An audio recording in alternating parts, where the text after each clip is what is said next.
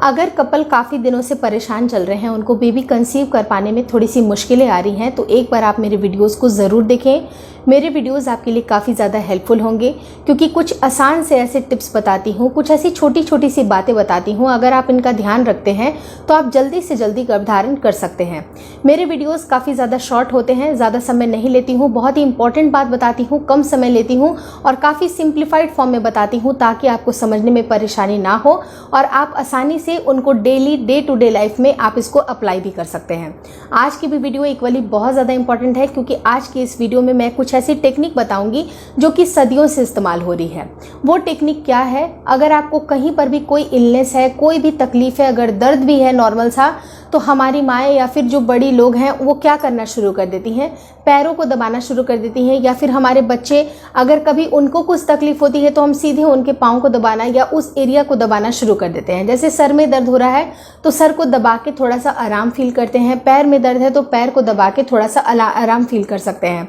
उसी तरह से पैर दबाने का ये मतलब होता है कि आप उस जगह के, यानी कि उस जो भी ऑर्गन दर्द हो रहा है, जैसे सर दर्द हो रही है तो आप सर को अच्छी तरह से दबाते हैं और थोड़ा प्रेशर पॉइंट्स को भी दबाते हैं।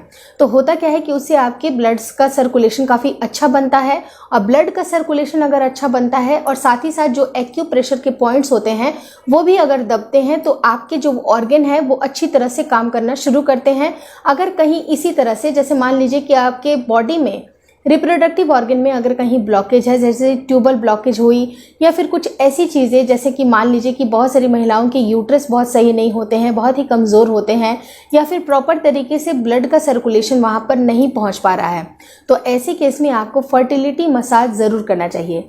जितने भी मैंने टिप्स एंड ट्रिक्स बताए हैं वो तो आप करते रहिए जो भी आपको सूट कर रही है, लेकिन इसके अलावा अगर आप फर्टिलिटी मसाज करते हैं उससे भी बहुत हद तक ये चांसेस बनते हैं कि आपके बॉडी का जो पार्ट होता है, जो आपका ऑर्गन है, वहाँ पर रिप्रोडक्टिव ऑर्गन्स हैं, चाहे वो यूट्रस हो, चाहे फेलोपियन ट्यूब्स हो, या फिर आपके जितने भी लोअर बॉडी पार्ट हैं, अगर उनमें अच्छी तरह से सर्कुलेशन जाएगी तो ऑब्वियस सी बात है कि वो अच्छी तरह से वर्क करेंगे। और कहीं हल्की फुल्की सी ब्लॉकेज भी अगर आ रही है तो उसको खुलने के लिए भी बहुत ज़्यादा मददगार होती है आपकी फर्टिलिटी मसाज।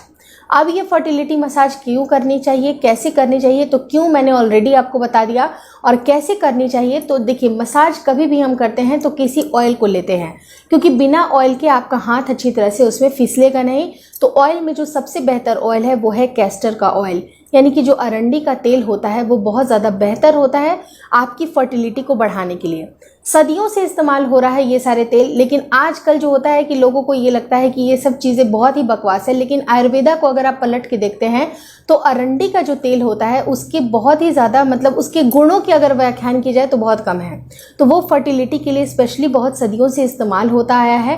तो अगर आप फर्टिलिटी मसाज के दौरान कैस्टर का ऑयल इस्तेमाल करते हैं तो वो आपके ब्लॉकेज को खोलने के लिए भी सहायता बहुत ज़्यादा मिलती है। और धीरे धीरे आपको सर्कुलर मोशन में अच्छी तरह से मसाज करना है। जैसे जो आपका नाभि का हिस्सा है, नाभि के निचले हिस्से, यानी कि जस्ट आपका 4 अंगुल नीचे, यानी कि अगर मैं मेजरमेंट की अगर मैं बात करूं तो जहां आपका नेवल है, जहां पर आपकी नाभि है, उसके इतने पार्ट के नीचे से आपको फर्टिलिटी का मसाज देना शुरू करना है। हल्के हल्के हाथों से मसाज करिए, अच्छी तरह से मसाज करिए, ताकि जो ब्लड का सर्कुलेशन है अच्छी तरह से आए। और सिर्फ आपको 5 से 10 मिनट ही मसाज करना है, उससे ज़्यादा आपको मसाज नहीं करनी है। और कोशिश ये करिए कि हल्का सा दबाव वहाँ पर आपको देना है। बहुत ज़्यादा जो दबाव अगर आप दे देते हैं तो उससे आपको परेशानी हो सकती है। और पीरियड के दौरान आपको ये सारे फर्टिलिटी मसाज आपको नहीं करने चाहिए। अगर पीरियड के दौरान करते हैं तो मे बी आपकी क्रैम्पिंग बढ़ सकती है, एब्डोमिनल पेन भी बढ़ सकता है। तो कोशिश ये करिए कि जिस समय पीरियड आपका ओवर हो जाता है, पीरियड ओवर होने के बाद से लगातार 1 हफ्ते तक, 7 दिन तक लगातार ये चीज़ें करिए, जो कि आपके जो ओव्यूलेशन है उसको भी बूस्टअप करेगी। और जब अगर आपका एग रिलीज हो जाता है उसके बाद जो अलग प्रोसेस होती है, जैसे कि मान लीजिए कि आप जब रिलेशन प्लान करते हैं उसके बाद इम्प्लांटेशन का प्रोसेस आता है, उस टाइम पे आप इसे छोड़ सकते हैं। लेकिन बेसिकली आपको सिर्फ और सिर्फ पीरियड के 7वें दिन के बाद से स्टार्ट करके बस यही 7 से 8 दिन आपको ये फर्टिलिटी मसाज करना है, जब तक कि आप एक एक्सपेक्टेशन रखते हैं कि इस टाइम पे आपका ओव्यूलेशन हो जाएगा। तो ओव्यूलेशन के बाद से इसे छोड़ देनी चाहिए, उसके बाद इसकी ज़्यादा ज़रूरत नहीं है। लेकिन अगर आप इम्प्लांटेशन के दौरान करते हैं तो मे बी शायद ये आपके लिए प्रॉब्लमेटिक हो सकता है। तो इम्प्लांटेशन के दौरान आपको नहीं करना है और आपको 14th डे 15th डे तक बेसिकली ज़्यादा इतने ही देर तक करना है, उससे ज़्यादा नहीं करना है। और अच्छी तरह से सर्कुलर मोशन में ऐसे करके आपको मसाज देनी है।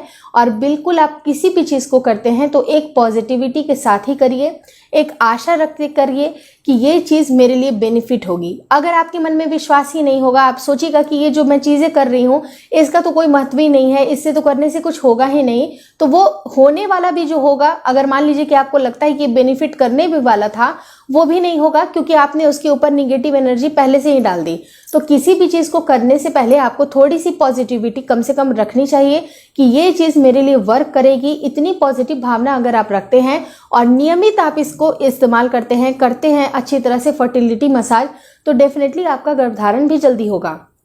कई बार क्या होता है कि हमारा विश्वास हमारी बहुत सारी चीज़ों को सफल बनाने के लिए ज़रूरी होता है। तो विश्वास ज़रूर बनाइए। कितना भी समय हो गया है शादी को, आपको घबराने की ज़रूरत नहीं है, होने दीजिए। बाकी लोगों के बच्चे हो रहे हैं तो होने दीजिए, दूसरों की खुशियों में शामिल होइए। लेकिन जब आपका बेबी होगा तो बात कुछ और होगी। तो बस इसी पॉजिटिविटी के साथ अब ये वीडियो एंड करती हूँ, क्योंकि पॉजिटिव रहिए, सकारात्मक रहिएगा तो आपके सारे काम बस यूं ही बन जाएंगे।